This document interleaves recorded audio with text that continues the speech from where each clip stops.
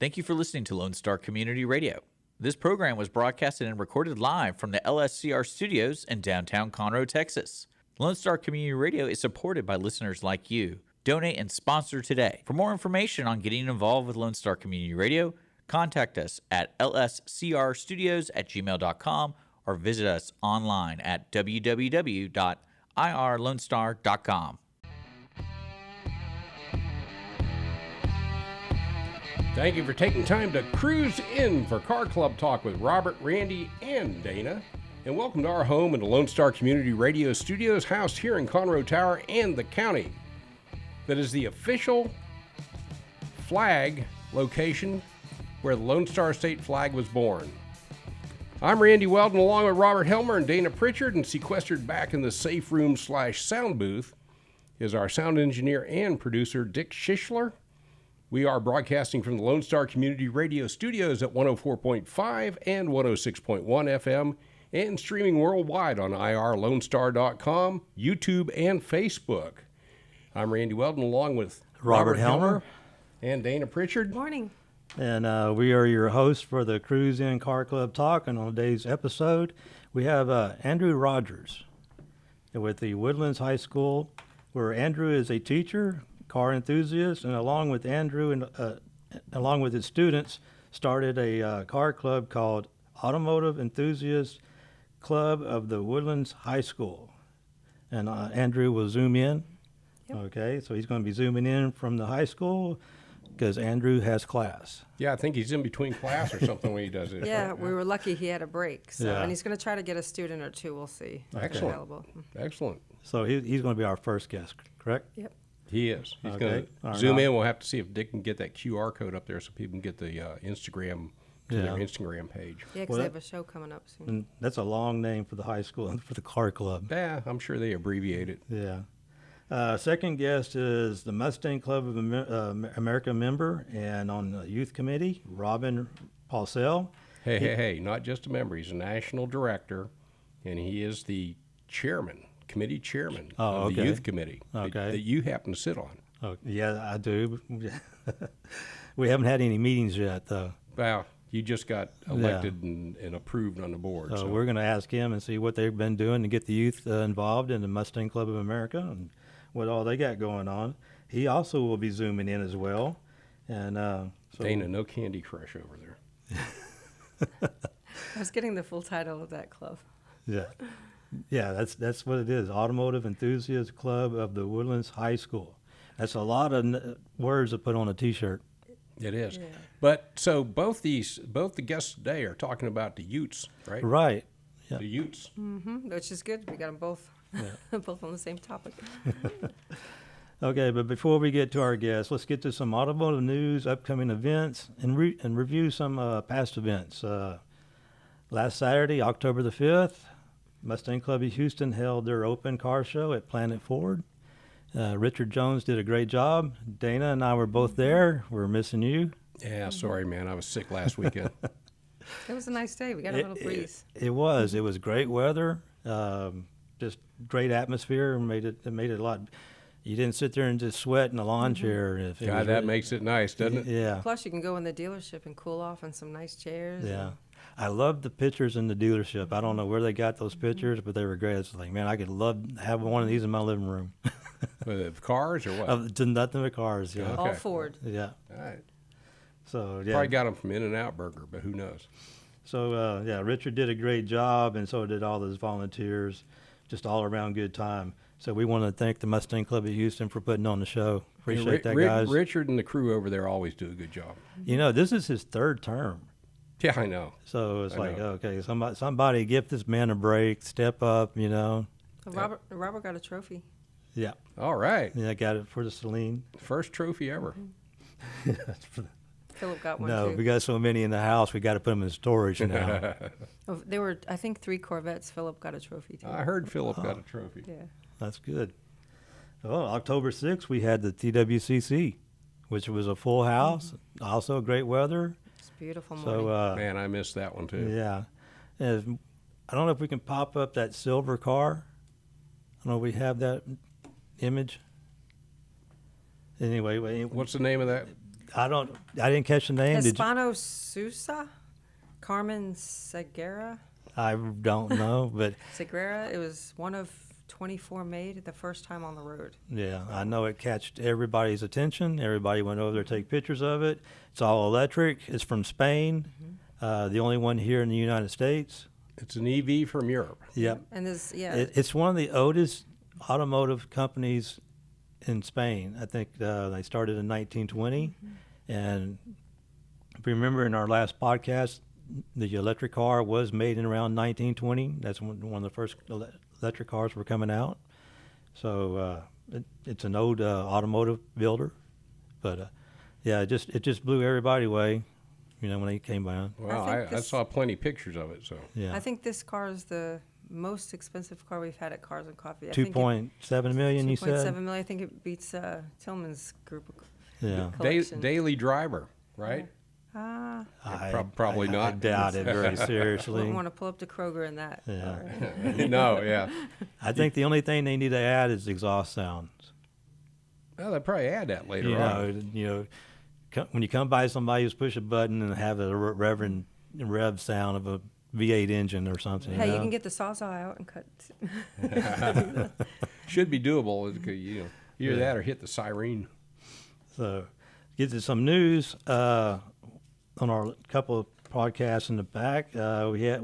We did a story on SB 961, which is a California bill that mandated speed alerts.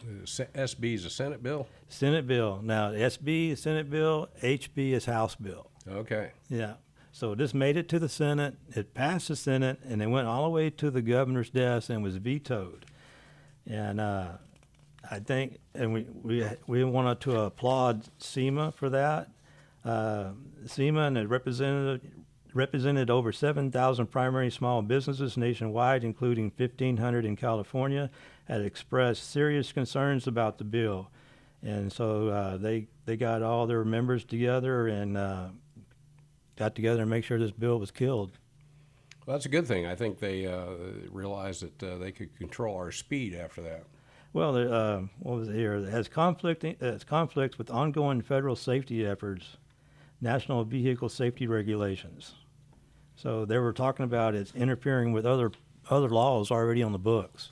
There you go. So we want to applaud SEMA for that. And if you ever want to know automotive news and what's happening in the manufacturer world, SEMA is the best place to go to. They'll let you know what's going on as far as legislations like this. And because these bills are happening all across the country, especially with the environmental practices going on. So it's always good to be alert and know what's going on because this could happen here anytime. You mean What's that? restrictions? Any extra restrictions, right? What's that stand for? Specialty Equipment Manufacturers Association. Market Specialty Equipment Marketing Association. Marketing Association. Market. Yep. Market, like aftermarket. Aftermarket. Okay. Yep. And so our next one, also the confusion on the inspection. So, Yeah, we had a club enthusiast bring that up. Wanted to know okay. that, I think. Well, to show that we do our homework, So wait a minute. State inspection got wiped out in the state of Texas, right? that's where the confusion comes Kind of, from. sort of, but not really. Yeah, kind of, sort of, but not really. And not to say we don't do our homework. We have actually pulled the bill. It's 16 pages. You can read all 16 pages and not learn anything. You still have questions? And still have questions. So what it does, the bill does not eliminate vehicle inspections on non-commercial vehicles. So if you're commercial, you still got to go do it. It does not eliminate the emissions inspections. And these are the following counties where it does not eliminate the emissions inspection. It's Houston, Galveston, Brazoria, Fort Bend, Harris, Montgomery County, Dallas, Fort Worth, Collins, Dayton, Johnson, Parker, Rockwall, Travis, Austin area. So all the metropolitan areas, you're still doing an inspection. You still got to go to your inspector and get an inspection. It's going to be just a tailpipe inspection, but you're still doing that. And also, Still doing the smog control. They're still doing the smog control, right? So you still got to go through the process of going to your inspector and getting an inspection. Probably has to do something to do with federal funding for freeway repair and stuff like that, or Yeah. road building. And then, like I said, they did the audit. It's not taking any money from the state because when you go to register, if you don't have to go through the inspector, you still pay the fee at the registration. So the money is Texas is not losing out on any Well, money. of course, they're not losing out on So. tax money. So that's always good to try to clear up some kind of confusion, but you know, Good job on the research. Yep. This is what he does at Inquiring night minds. instead of sleep. yeah. And another one I've got is the 10 deadliest cars you can drive. This is by Motor Trend. Now, the only thing that I didn't like was the way that they formed the information. Let's say you're in an accident, somebody is killed, but it's the other driver's fault.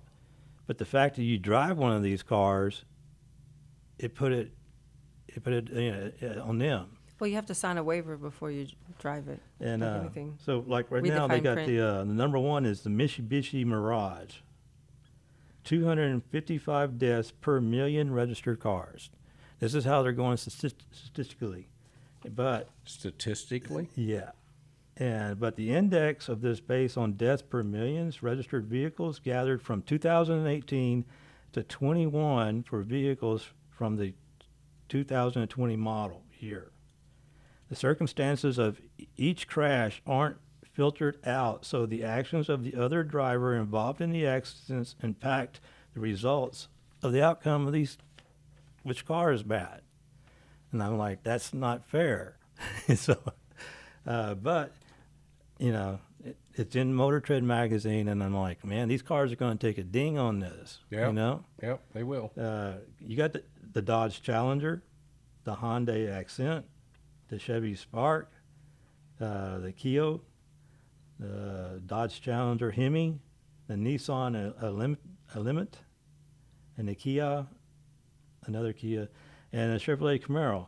So you got small cars, impact cars, and large cars. Which Kia?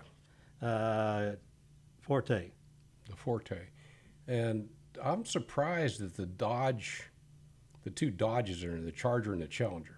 Well, what about the Yeah. Camaro? You see, he said Camaro, didn't Yeah, you? the Camaro. Did you is- say Camaro? Yeah, Camaro's number 9, Camaro, what year, time frame, or 2020. 20? Yeah.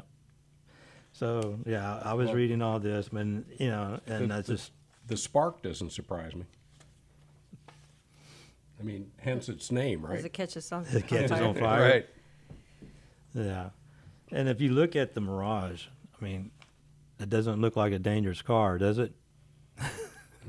I wouldn't have one, but So that's looking at the survey, just kind of like seeing how they gather the statistics. You know, it's just like, okay, I would not base my buying a car for this report. yeah.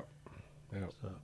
What you got in like show news or anything like that? Upcoming events. Let's see. We got October the 13th, Sunday. It's a Sunday.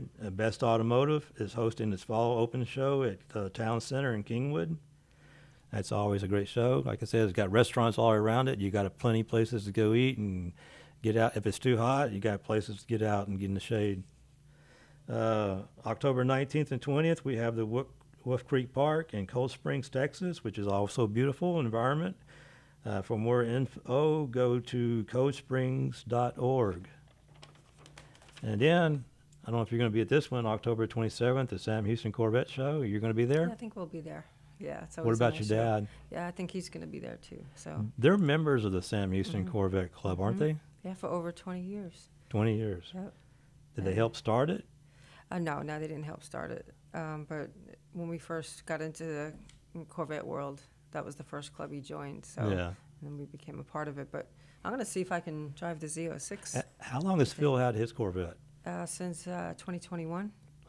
And your dad? Yeah, since oh gosh, his whole life. His Remember, whole he My life. whole was, life, that's yeah, right. he has 2 now. So I'm hoping to be able to drive one that Yeah.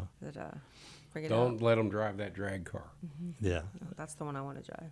So that's going to be at the Town Green Park in the Woodlands. It's sponsored by Buckaloo Chevrolet, which are nice guys. Went by there look at their Corvettes. They had like 3 or 4 on the floor. So, but they didn't have the EV, the E-Ray. They didn't have that, but they were still nice place to go visit. Because it only drives 3 miles before it runs out of. Yep.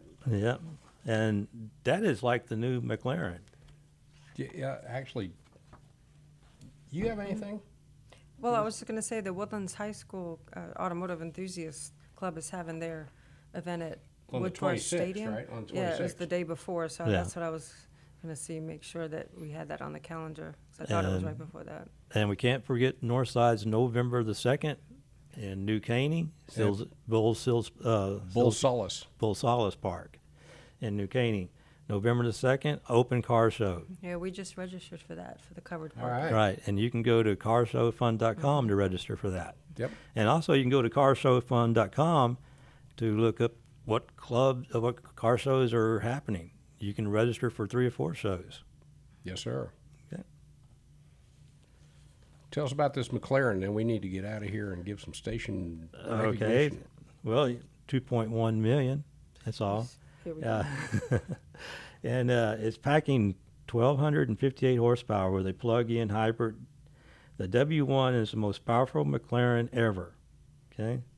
But there's another thing I want to get to. It's just like their E-Ray, okay? The electric motor is good for, 2 miles.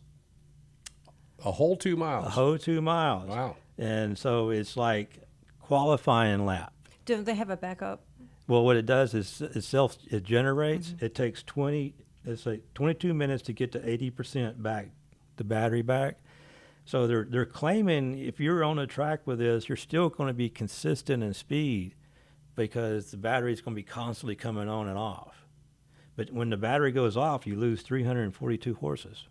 Oh, what are you going to do with 1,200 horses out on the street? On the street. Get to the grocery store real fast. Yeah, real fast. That's right.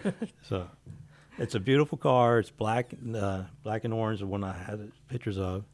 And so just if you're in the market, you got 2.1 million. This is a car to go get.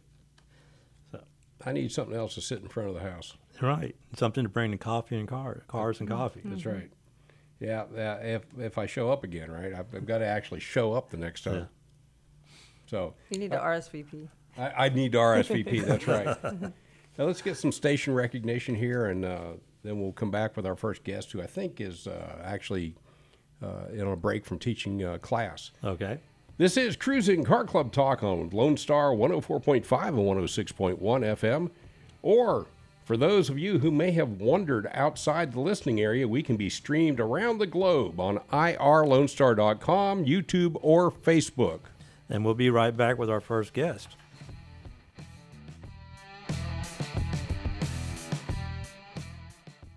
Car Enthusiast of Conroe, FM 104.5 and 106.1 Lone Star Community Radio invites you to shift into gear every Monday from 1 to 2 with Cruisin' Car Club Talk with Robert and Randy for news on all things automotive in the greater Houston-Conroe area.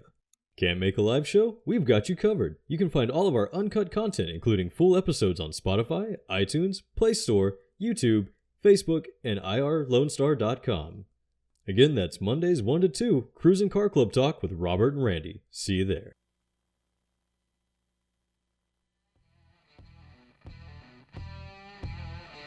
We are back and appreciate you spending time to cruise in for Car Club Talk with Robert, Randy, and Dana.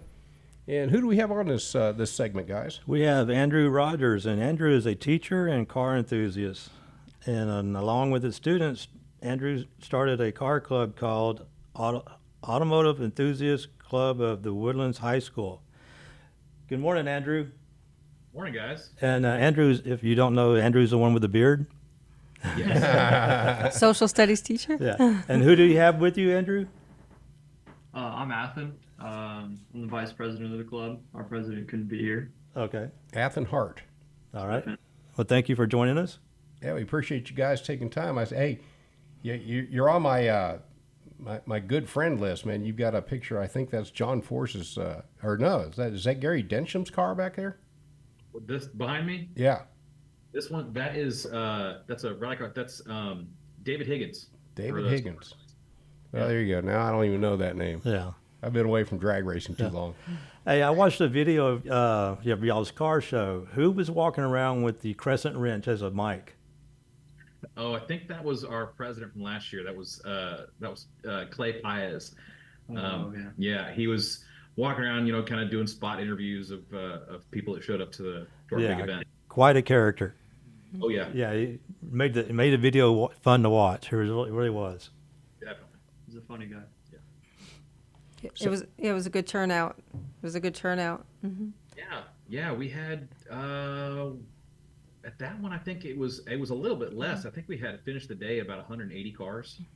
I think at previous ones for that same event at the football stadium, we've creeped up on 250, 260. At the stadium. Wow. Yeah.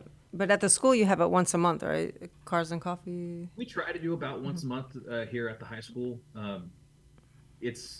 It can be difficult at times because we got to work with every extracurricular schedule, and we got to secure a whole parking lot. So we try to make it about once a month, but sometimes it's a little less. It doesn't work out. Yeah. So you gotta deal with the band marching around your cars. Yeah, we've since moved to the back parking lot for that again. How'd you guys get started, Aaron? Aaron, I'm going to continue to call you Andrew. A few years ago, I had a group of students who, like as you pointed out, based on the decor in my room, who knew that I was a car guy as well, and they were also, and they were kind of looking for a club within the school to do car stuff with. They wanted to kind of just set up some meetings and like hang out and talk cars with some friends and everything. And they tapped me and they were like, "Hey, would you be the teacher that sponsors this?" And I was like, "Yes, absolutely. I wish there was something like that when I was in high school." And so it's a student interest club, and we started 4 years ago, I think. And we host cars and coffee events. We get involved with community as well. Every December we jump in the toy drive with Interfaith of the Woodlands. It's a great time, and the kids run the show. They make my job truly very easy. And they also had a couple of females involved. I know Bella was involved for a long time, but she went off to college recently. Yeah, Bella graduated. She was one of our officers last year. We've got Alyssa. Yeah, Alyssa's our social media manager this year. She's phenomenal. Yeah, she's awesome. Yeah. So yeah, we're not shying away from we're non-discriminatory. We want to make sure that this is as open as a community as possible. So you've got young gals that are interested in taking part in the car club. Oh yeah, Alyssa. Yeah. She's got her Mustang, right? Yeah, she brought her. Was it 95? I want to say 97. Yeah, it was mid 90s Mustang. She brought to our meeting yesterday. It's bright yellow GT. It's probably when her mom and dad graduated high school and got their car passed to town. Yeah, she told us her parents drove that car to their wedding. Yep. Oh. Okay. Oh, no kidding. All right, that's the second story we hear. How classic is that? That's awesome. Yeah. One thing I like about this is you have the youth on the board, right? Or vice presidents, like that. So they know the responsibilities of running a club. So when they get out of high school, they can go and get into another club and maybe run for the board and help another club along, because right now the older clubs are, aging out a little bit, and it's hard to get the youth come in and want to volunteer and get on. They don't understand the structural organization of a organized club. It's really good for that reason, and then even further than that is that it gives them an avenue to pursue organizations like this rather than takeover scenes. Right. It's definitely going in the right direction. And that's a problem. And I don't know about Andrew when you were growing up, but we did a few illegal things out on the street.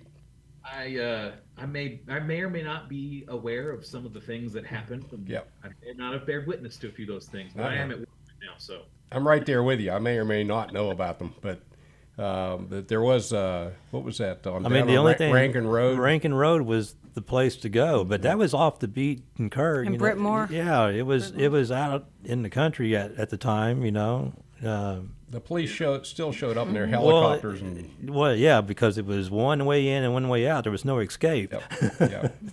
But it was around 2:49 when when I was coming up. It was a hotbed back in the day. But the biggest thing, when you get out there and you get your car and you don't understand it basically becomes a weapon if you're not controlling it right and handling it right. When I went to Conroe High School, my senior year, I mean, it was just a few weeks before graduation. We had some kids out on League Line Road that hit a tree and killed all of them, everybody in the car. And I want to say there were 4 or 5 of them in there, but it was pretty sad. Yeah, that's awful. Yeah, Absolutely. it is. And those are the type things that I think what you're doing here, you're educating against doing stupid street stuff.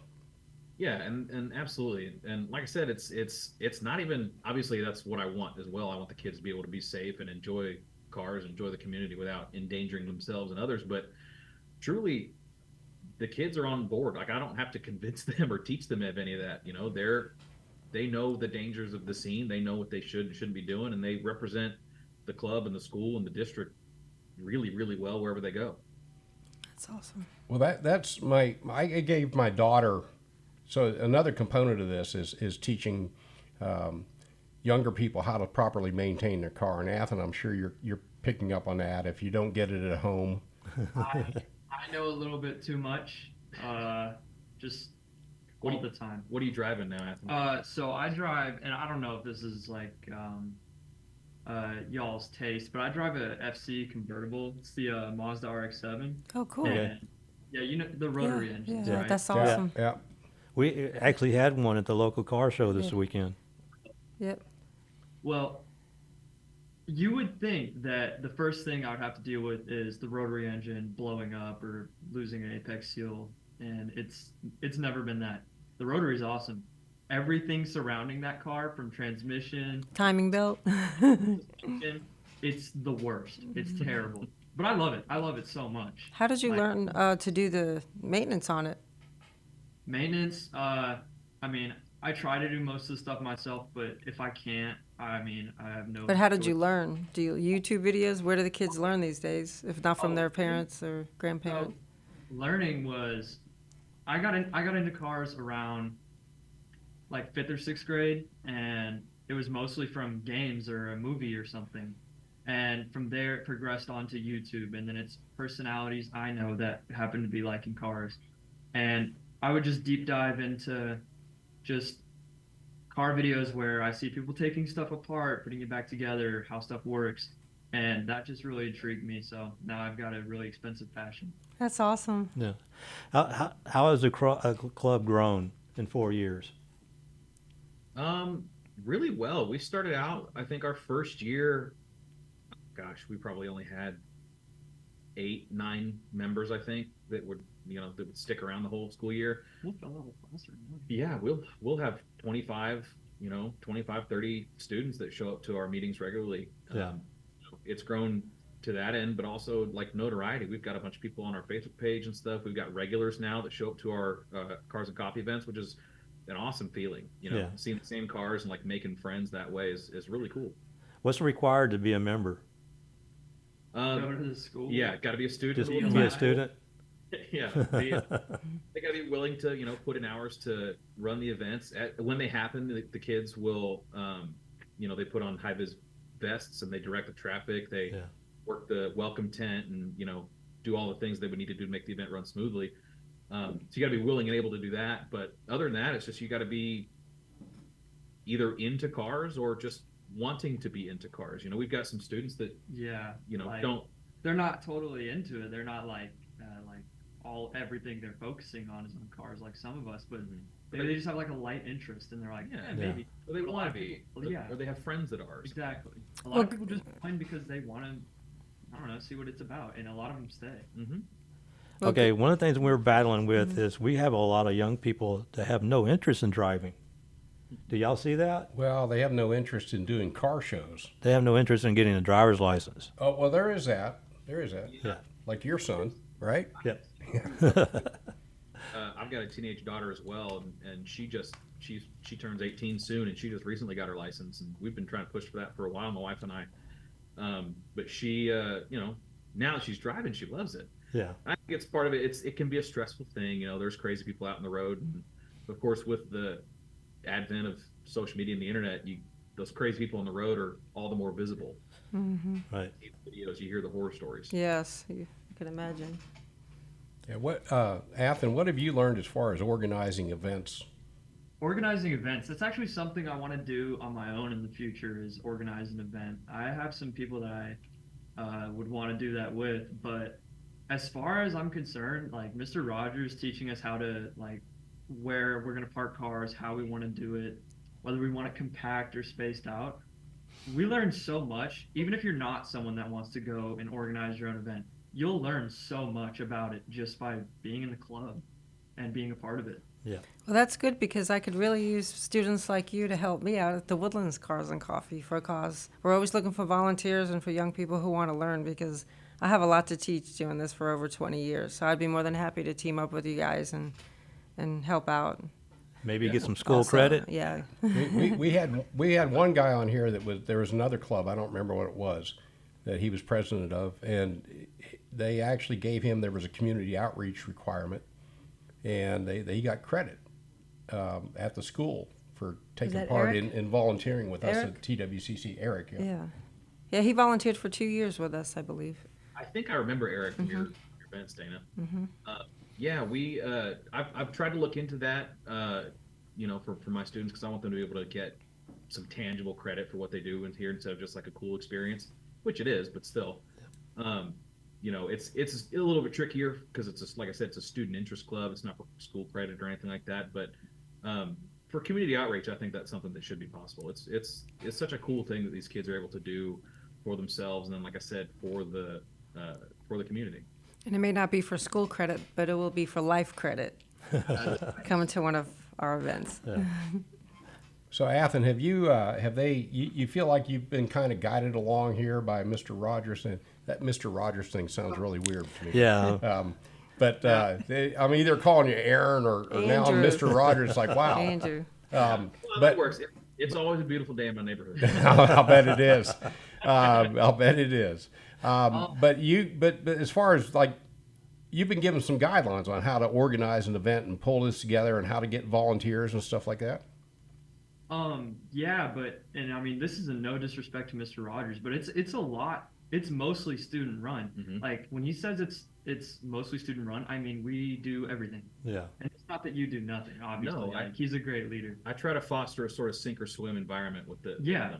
Like if we can't figure out how to organize a meet and we just absolutely do terrible, everything's a mess, it's on us and it's not on him. It's a learning experience. It really is. Oh, that's a great thing right there. Failure's the best teacher, Yes, it is. Yes, it That is. said, I wouldn't haven't- say, yeah, I we- wouldn't say we've that we've never- had any we've failures. never had any failures. Yeah, things have been great. I wanted to ask Andrew, what cars have you had growing up since you loved them since you were 10 years old practically, or 5 years old, 10 years old? Yeah. Start So counting. let's see. I mean, how far you want to go back? Go back as far as you can go. What's the first car that was? As far as I can go. When I was a little kid, I mean, like, I think I was probably 4 years old. School bell. My grandfather, my mom's dad, had recently passed and gave my dad his, it was like an '89 Cadillac, and I don't remember what the model is, but it had the North Star. It's one of the first generations of Cadillac with the North Star engine, and my dad hated it. It was just a piece of crap, and I thought it looked really cool at the time, and he traded it in and they got a Camry. And I was like, this is such a downgrade. That's my mom eventually got a Toyota Previa. I kind of grew up as a Toyota family, and the big, bar of soap minivan, which I still think is a cool car. Mid-engine, everything. Let's see. My mom bought a Wrangler a couple years after that, which I, as a kid, I was probably 9 or 10 at that point. And I thought that was awesome. My mom drove a Jeep, and we took the top down, the doors off, and she drove me to school. So cool. And then my stepdad, when I was 13, I guess, bought a 1983 Porsche 928S, which I kind of helped him here and there build back up and restore. And so then when I was 15 years old, he taught me how to drive in it. Oh, wow. Yeah, and he still got it. That's That car awesome. still scares me a little bit because it's terribly fast or anything. It's no safety features. No safety anything, and it's got just the meanest. You got to throw your whole shoulder into each shift. Everything is with purpose. Was I that a love 5-speed or was it 4? It's Okay. dogleg too. Reverse is where Okay. first should be. It was Okay. interesting to get used to, but I love that thing. Mm-hmm. And then my first car was a '92 Nissan Pathfinder. It was a family friend's car, and I was 17 when I totaled it. And my family was like, "All right, look, you have a decision to make. You can either we can trade this in. You can get something that's a little bit newer or more reliable, whatever, or we can buy it from the insurance company and you can fix it." And I was like, "Well, I love this thing. It's my first car. I'm attached to it." I was like, "I want to keep it." And so my stepdad and I rebuilt it in the garage, and I learned a lot about how to turn a wrench and how to hold a light. Yeah, oh yeah. And then after that, I got into some motorsport and got really into rallycross and Subaru. Dave Mira was one of my heroes when I was a kid, and he had in like 2008 joined the rally team for Subaru. And so I got an Impreza, and then a couple years went by after that, and I got a big boy job and bought a WRX that I did just about as much as I possibly could to, while maintaining legality. And then after that, I met got married to my wife, had a baby, and then decided that a full bolt-on loud rally car was probably not the way to go. So I sold that and bought a Lexus, got a LS 430, and made a VIP build. So I lowered it, put some big wheels on it, big cushy ride, just driving a couch. It was wonderful. And then over the summer, we welcomed in baby number 3. And so now I'm rocking a minivan. Okay. All right. You can still get the big wheels on that. Oh yeah, I put lowering springs on it. It's got 20 wheels, and I've got some other things in the works. Awesome. Sound system. Oh We yeah, need pictures of that. Oh yeah, and then I've got the date night car my grandmother gave me after she passed, her 2005 Ford Thunderbird 50th anniversary Nice. edition. Cool. Yeah, she made me promise not to do anything weird to it. And I was like, "Grammy, what do you mean by that?" She goes, "You know what I mean." So I was like, "Can I put some white walls on it?" And she said, "Yeah, I'll allow that." So it's got white walls. Other than that, it's bone stock. There's always a cool story.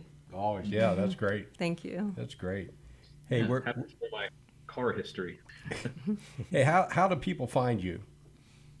On Everywhere, yeah, honestly. yeah, we've got social media on Facebook. It's Automotive Enthusiast at TWHS, and our Instagram handle. What's our Instagram handle again? It's AE underscore TWHS. TWHS. Yeah. Yeah. And same thing with our YouTube channel. So Instagram is where we post most of our updates and everything. And if anybody has questions about meets or events or functions or anything like that, you can DM that Instagram handle. Alyssa will respond. Yeah, Alyssa will pretty respond. fast. She's real good at that. I looked for your Facebook page and realized I'm too old.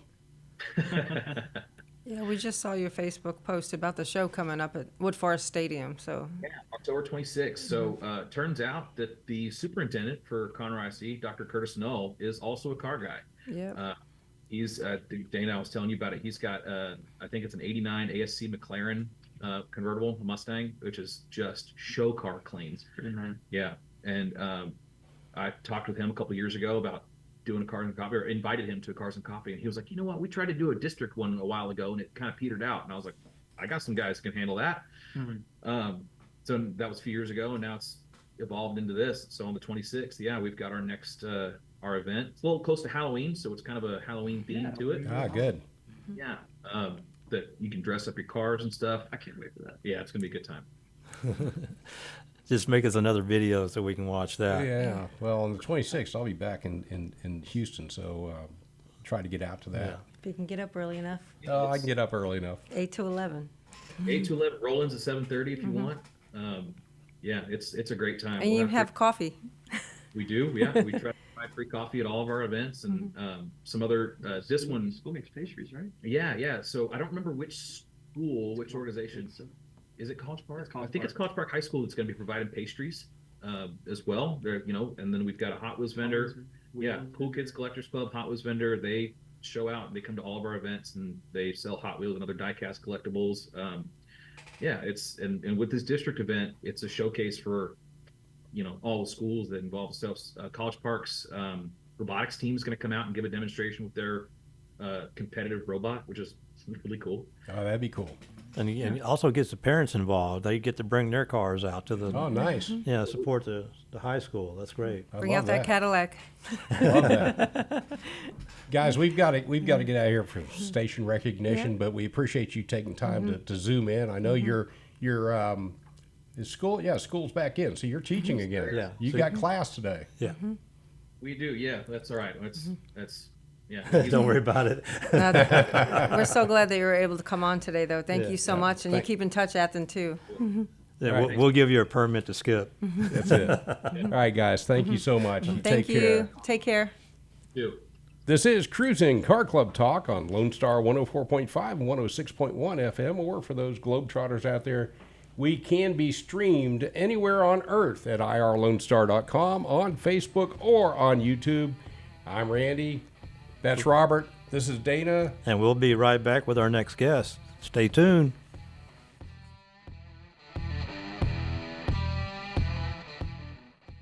Every Friday, tune into Texas Ticket on Conroe's 104.5 and 106.1 FM with Armando Nino of Gull Lake Conroe, focusing on Montgomery County area events and places.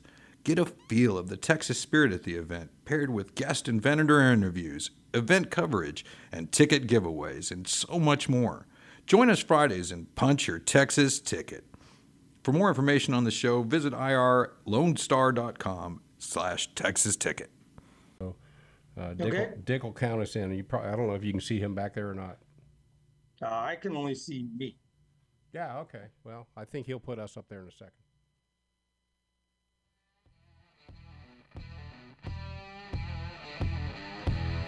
Welcome back. Our guest this segment is Robin Paulsell, the committee chair of the Mustang Club of America Youth Committee. Robin's also on the national board of directors and of the Mustang Club of America. And Robin, welcome. We appreciate you taking time to zoom in with us. Thank you. Glad to be here. Yeah. Hey.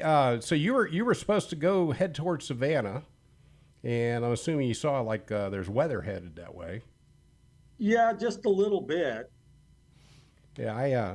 I made the mistake of not making a room on my trip over, so I was going to make a room reservation. So I went to look today, and that southern routes, I think the rooms are started at like $250 and go up. So my bad. Yeah. If you're able to get one, you'll be lucky. Oh, I agree. Yeah. Everybody's fleeing Florida right now. So, yeah. So this is your last term. You've been on the board since when? Elected in 2018, started serving in 2019. So this is my 6th year. And how long have you been on the youth committee? All of that time. I've been chair of the youth committee for 3 years. For the last 3 years, so half the time that you've been there. Yeah. What was the goal that you had set forward, and when you first got on there? Obviously, to grow the youth membership, but you reformed some of those programs. The goal was to do something for the actual youth. The MCA at that time had several previous youth programs. One called Young Ponies. My 2 youngest kids were members of that, but all of the information was stored on a completely separate database and lost. So it was not retrievable. But they were never issued actual MCA member numbers. They were given Young Pony numbers, which didn't transfer to anything. So the goal was to create something. We knew that, like myself, where my daughter was showing her car under my name because she couldn't be an MCA member. She was under the age of 18. We knew there were others doing that. And we wanted to create a membership for them and for anybody else to bring in we know there's young kids out there. They're working on cars. They're working on them with their parents, their grandparents, and we want to be able to include them in the club, get them a membership. That membership number would be theirs. It would be transferred over when they age out at age 18, and they would keep the same member number. Nothing would change. Cool. So that was the goal. We got that achieved in the first year, which was great. We created a youth membership, which required a bylaws change because it was adding another tier membership level. That was a $5 fee, and it gave them a membership from age 13 until they turned 18 and aged out. For $5. They could then convert for $5. that Yeah. for $5, as opposed to they got a digital membership. So it was a heck of a deal, because a digital membership costs $35 a year, Yep. with a discount if you buy multiple years. So they were getting upwards of 5 years of membership for $5, and they had access to the website. They had access to the Mustang Times on the website, all of the judging forums, and everything else. And that was the goal. My daughter Paige was the first member in that program. She has since aged out and is now a standard member. But through that program, we have now created, I believe, 6 certified MCA judges. Gold card age judges, 24 right? And under. Gold card judges? One gold card judge, actually 2 gold card judges now. Paige Paulsell, my daughter, and Cheyenne Kidsman is also received her gold card this summer. I believe we're going to get another one before the end of the year, probably in Savannah, and continue growing from them. We've, I think, added 2 more younger judges this year that have passed the tests and gone out and judged and become certified judges. What's Gold Card? Well, Mustang Club of America has it's the only car that's been in production for 60 years now, and 60 straight years without going out of production. And so the mission is to keep the car original and help everybody remember the fun that they had with the Mustang. So there are certain rules and regulations that you have to follow to restore a Mustang. So I mean, it's down to using a certain bolt and the way that the nuts turn when it's tightened and stuff like that.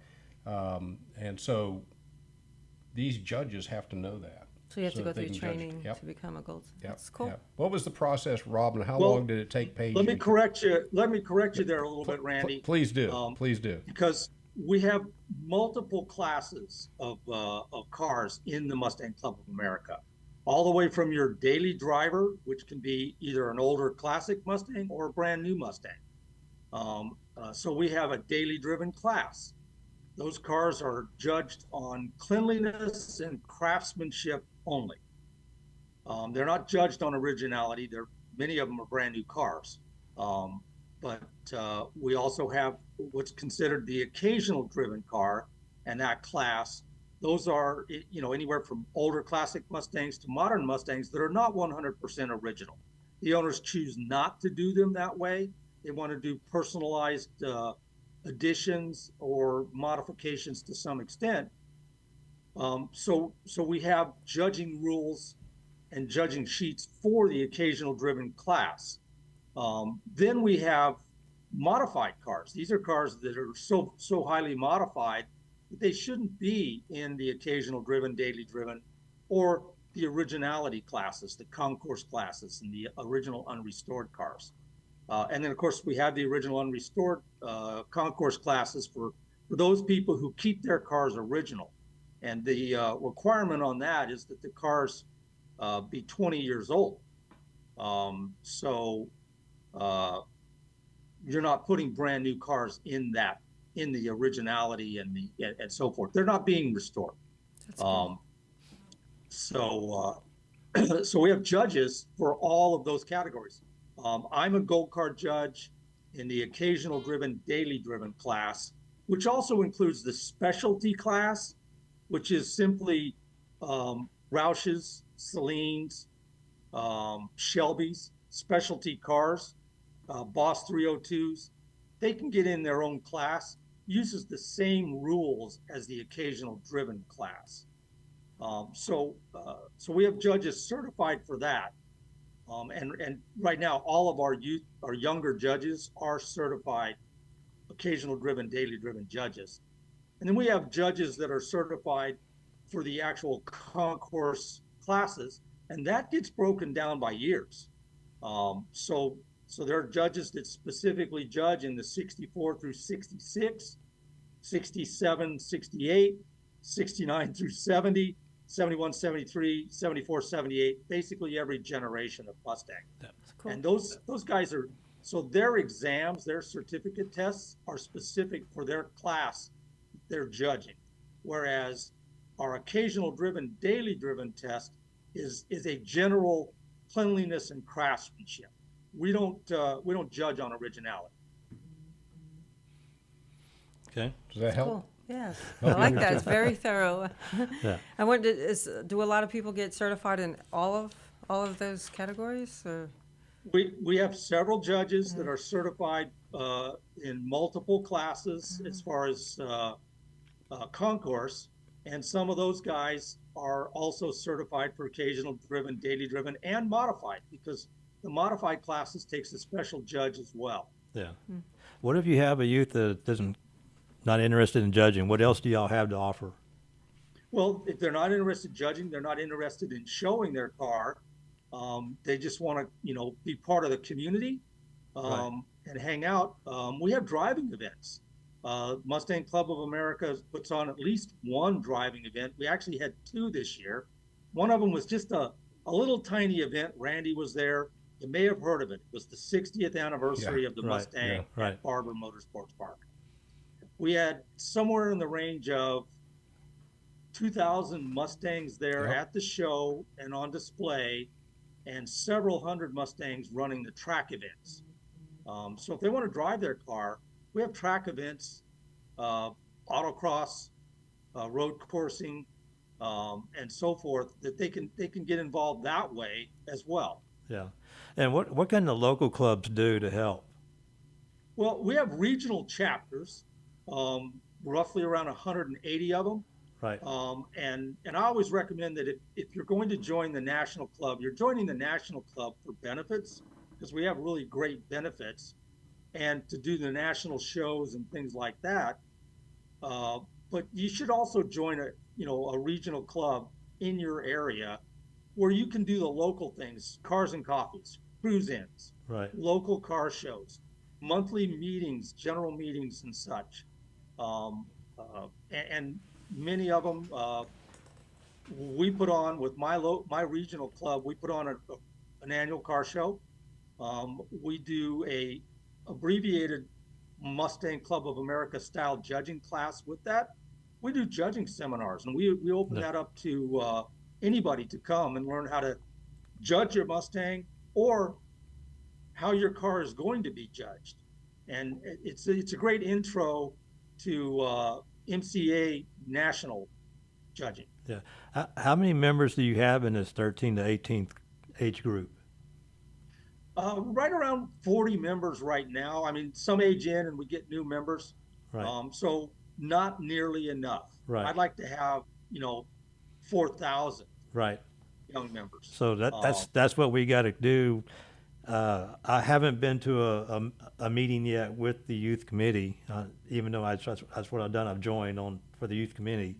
See if we can't get to that number. See what ideas we can get out of our head and see what we can get going. I have plenty of ideas. Now that I know you're looking for more members. Yeah. We got to get you in the club. But we got to get the youth in there. That's what I'm saying. And I think it also starts at the local the local clubs, the chapter clubs, because some of the clubs also are dying out or aging out. And we're the local clubs are even having trouble getting the youth in to come in to keep the clubs going. So I think if we find an answer to this, we're going to not only solve the Mustang Club of America's answer to this, we might solve some of the local clubs' answer to this on how to keep going. Robin, Absolutely. Absolutely. We want to work with the regional clubs. Generally, twice a year, I shoot an email to Jim Keenan, who's our club support chair, which he sends out with an update on the youth committee and things that are available to the regional clubs, reminding them about the membership, the youth membership. Right. But we're not so looking just for the 13 to 18-year-olds for the youth membership. We're now targeting up to the 25-year-olds, young Mustang owners, as well, to get them in the club as Right. well. And we need the regional clubs to help with that. Yeah, and like our first guest, the teacher who started the club at the high school, he's letting the students organize car shows, their cars and coffees. They're doing that twice a month, and the students are the ones that are doing the organization of it. And that's a good start too, because once they get exposed to that and what the responsibilities of putting on an event is, then they'll come join a local Mustang club, and they're prepared to volunteer to do the help and help put on the shows. And that's what we're all needing. Robin, the guest we had on that zoomed in before you is a high school teacher, and he had his office dressed up in car stuff, kind of like you've got your MCA logo behind you there, and he didn't quite have the Recaro desk chair that you're sitting in, but the kids walked in and they saw the pictures of the drag racing that he had on his wall and stuff like that, and they were interested in cars, and so they wanted to start getting together. So he formed a club. And he's got quite a following now, 4 years into this thing. So yeah, absolutely, and that's something that the regional club that's there. If we get them tuned in on that, they can go out, and join in on some of those meetings, and make themselves available to assist those young people. Right. Regardless of whether they're Mustang people or not, it doesn't matter. Right. Once you get in the Mustang Club of America, you'll find out it's not really about the Mustang, it's about the people. Right. Yes, it becomes about the people, and then lifelong friendships from that. But not everybody in the Mustang Club of America just owns a Mustang. They own other vehicles as well. And other than outside of Ford, right? And that's just a fact of this whole thing. So, because if you're a car enthusiast, it doesn't matter. That's right. You're a combustion engine guy, and then there's guys like Robin that are combustion engine guys that also have an EV. Okay. Right. Yeah, it's parked right out front of the office. Okay. He's got a Mach-E, Robert. But it is a Mustang. It is a Mustang. That's right. Yes. Although he's going to argue that with you. Well, you can argue that all you want, but the question came up when the Mach-E was introduced, and it was put out there by a lot of people on social media. What is the MCA going to do? Are they going to allow these cars in? Well, honestly, the Mustang Club of America doesn't require you to own a Mustang to join. That's right. So we certainly can't not let them join when we let anybody join, whether they own a Mustang or not. So the answer to that question was, of course they can join. And they've been welcomed here by the majority of the MCA community. Yeah. There may be one or two that want to throw that out there. It's not a Mustang. And I'll counter that with, didn't you just buy a brand new four-door Bronco? And they will say, yeah, I love that thing. And I said, that's not using your analogy, because it has four doors, it's not a Bronco. And they'll say, well, yes, it is. I'll say, no, it's not, because the Bronco has never had four doors. You just bought a brand new Explorer. Okay. And they'll think about that for a little bit. And of course, you're not going to change somebody's mind. I'm glad you're sticking up for the Bronco, though. Well, it is my opinion is, when you build the vehicle, you can name it whatever you want. Yep. Yeah. And it's up for everybody else to just accept. Well, our sound engineer producer back here has a Maverick, Okay. you know, and The newer model. yeah, oh yeah, he's The got newer model. the new one, not Yeah. not Yeah. the old. Well, yeah, I knew what you version. meant. The Yeah. new mini pickup. Yeah. But you know, hey, he's got a Ford, so. Right. And then of course Dana over here has a. What do you have? You've got a Lexus or something? No, I have a BMW. BMW. There you go. BMW. Yeah, but I come from a Oh. Corvette family, and I had Mustangs in my youth. So Well, that's okay. Yeah, you know, love 'em all. We like Corvette people and BMW people as well. You know, the acronym "Break My Wallet" is hilarious. BMW, and you know, you don't have to own a Mustang for us to recognize you. You own a car. You're car people. And that's what we recognize, because really we're all the same. Well, Dana actually had a performance shop for 25 years. And it's not like she's not worked on my Mustang for years. So yeah. Oh, wow. Yeah, but I like the whole youth aspect of it. I have a lot of connections in the community with the younger Right. generation. So now, getting introduced to this I got my ideas going in my head of There how we we can collaborate, we because need to get her an MCA now. yeah, I think Yeah. I think I have some cool ideas on how we can get together and get more youth involved, which I think is important. So Yeah. We'll have to work on that. Robin, how do people get in touch with you and the youth committee? Well, on the website is the youth committee email, and those forward directly to me as the chair. That will change for next year, but it will still be automatically go to whoever the chair that they select for next year for the committee will be. So that's the best way, is through the website. And that website is mustang.org. Mustang.org. And then you just do the drop down, look for the youth committee or whatever. Right. You do the drop down, and you can look at it and find. Now, if you're an MCA member, you have better access on the website. But email addresses for contacts for the committees and all of the national directors are there for everybody, regardless of whether you're a member or not.